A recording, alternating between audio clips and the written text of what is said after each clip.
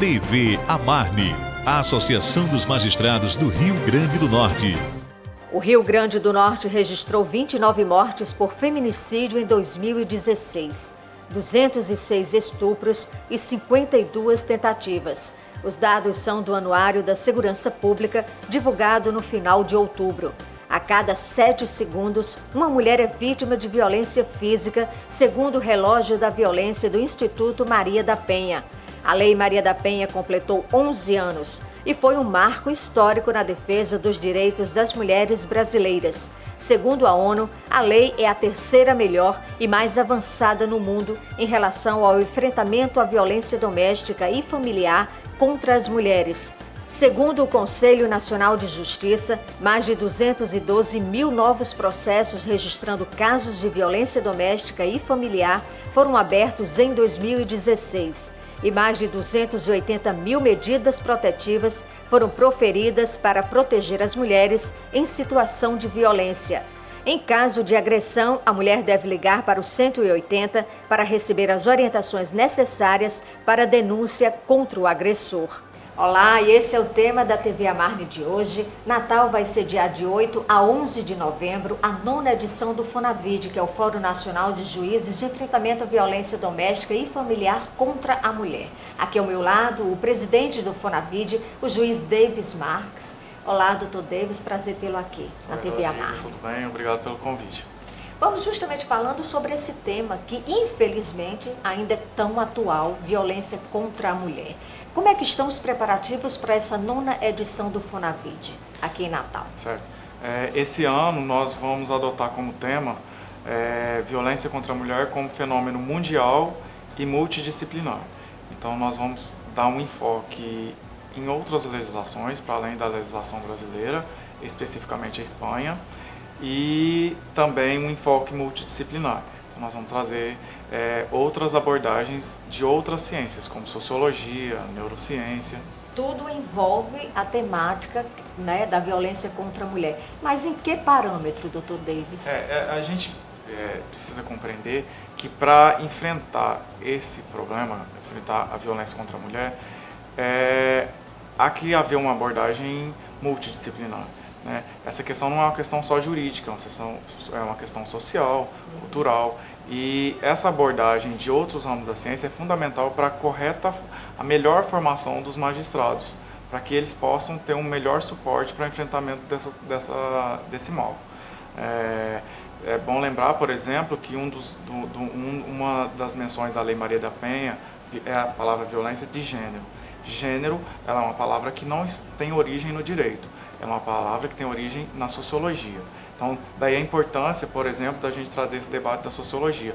Um dos painéis, que é especificamente que nós vamos ter uma juíza e uma socióloga, estabelecendo um diálogo entre direito e sociologia, justamente para abordar a palavra gênero, a abrangência da palavra gênero na Lei Maria da Penha, que é o seu fundamento. E o fórum é especificamente para juízes? Vem juízes de todo o Brasil que trabalham com a questão da violência?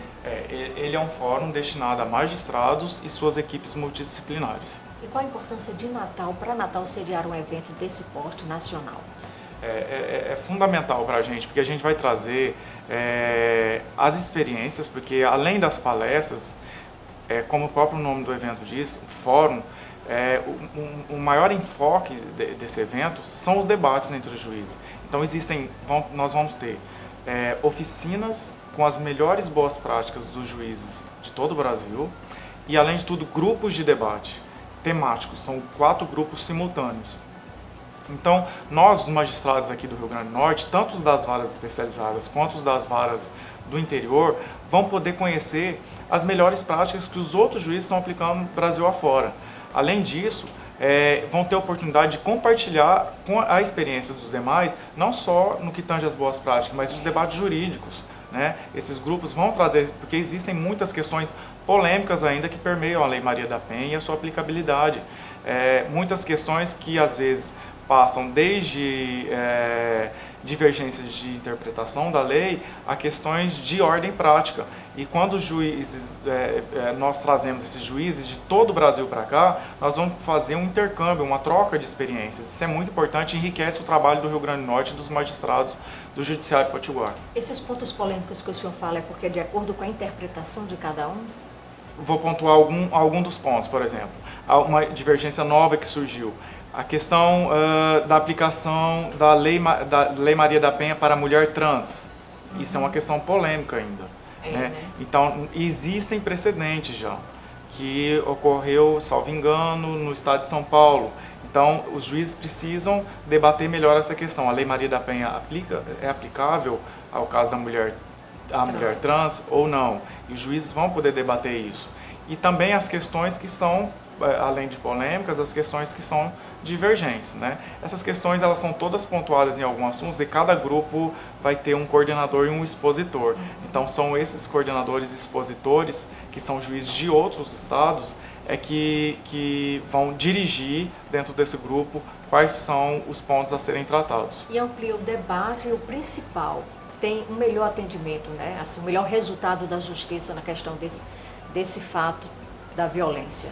Não é só o debate. Ao final, o grupo traz conclusões, e essas conclusões elas são formatadas em enunciados. O que são esses enunciados? Nada mais são do que uniformizações ou sedimentação de posicionamentos referentes à aplicação da lei. Então, os juízes debatem, colocam os pontos controversos e chegam a uma conclusão de qual é a melhor posição a ser adotada naquele ponto e formata isso no enunciado. Além disso, a gente discute, porque para a aplicação da Lei Maria da Penha não depende só do Judiciário. Né? A gente tem vários outros comandos na lei que estabelecem obrigações para os outros poderes. Então, os magistrados também discutem aquilo que é necessário para que a nossa atividade tenha eficácia e que depende de outras instituições. E durante essas discussões, havendo um consenso, é formatada também uma conclusão. E essa conclusão, quando é direcionada para outra instituição, ela se faz através de moção. Então, os juízes fazem moção, ao final, naquilo que foi concluído, para outros órgãos, para que aquilo que nós produzimos dentro do judiciário tenha maior efeito, maior eficácia. E vem conselheiros do CNJ, vem juízes de outros estados que o senhor falou, vem também a presidente do STF, são todas essas autoridades já confirmadas? Nós temos 200 inscritos do Brasil todo, né? Nós atingimos nosso limite, porque estipulamos esse total.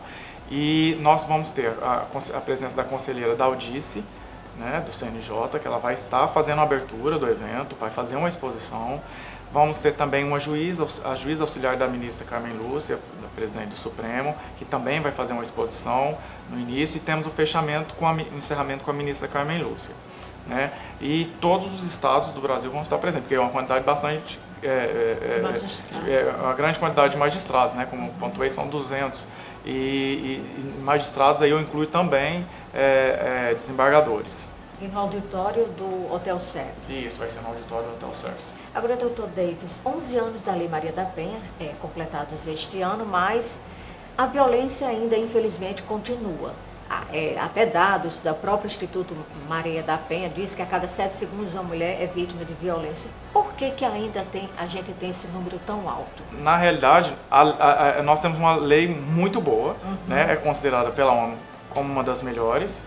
Né? Ao lado dela temos a da Espanha, inclusive por isso que nós vamos trazer uma palestrante da Espanha para cá, da Universidade de Barcelona, que vai trazer a experiência da Espanha, porque eles também têm uma das melhores legislações. Mas por que então, né, essa problemática? Na realidade, a lei ainda padece de total implementação. Né? Há muito de políticas públicas que ainda devem ser implementadas e que ainda não foram, mas que já estão previstas na lei. Outro ponto que a gente pode focar é que a gente vê muito números, né, e eu sempre tenho dito isso, mas esses números, na realidade, eles refletem uma violência que já existia, que estava debaixo do pano. E hoje nós temos uma estrutura apta para receber as vítimas, e as vítimas estão confiando mais no sistema, na rede, não só no Poder Judiciário, mas na rede toda, que abrange todos os poderes, e estão procurando mais. Isso está dando visibilidade a uma violência que ninguém via antes. Então, além da visibilidade, a problemática que nós temos é a questão de implementação total da lei. E com relação àquela medida, por exemplo, a partir da delegacia, com relação às medidas protetivas, isso é bom ou é ruim? É péssimo. Na realidade, é uma questão polêmica. Todos os integrantes do sistema de justiça são contra.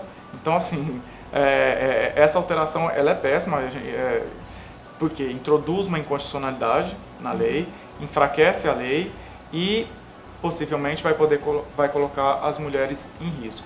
Aparentemente, ela parece... a partir da delegacia, doutor, só para a gente entender, por exemplo, a mulher chega lá, faz uma denúncia ao delegado, e o próprio delegado poderia pedir essa medida protetiva, seria assim? A mulher já pode pedir diretamente na delegacia. A lei trouxe essa inovação. Veja bem, a lei ela é muito perfeita, ela foi muito bem tabulada. Então, o que ela prevê? Que assim que a mulher chega numa delegacia, existem medidas que podem ser tomadas de imediato. São o quê? Aquelas medidas que não geram constrição ao direito da outra parte. Com a Constituição de 88, a Constituição quis preservar direitos sensíveis do cidadão. Direitos que são chamados de direitos fundamentais. Quais são? Liberdade, liberdade de locomoção, liberdade de expressão, inviolabilidade do domicílio. De tal forma que esses direitos sensíveis, eles só podem sofrer alguma restrição por uma intervenção do Poder Judiciário. E por que do Poder Judiciário? É próprio do Estado democrático de direito a tripartição dos poderes. Poder Executivo, Poder Judiciário e Poder Legislativo. Para quê? Para que não haja uma concentração excessiva de poder em um único órgão.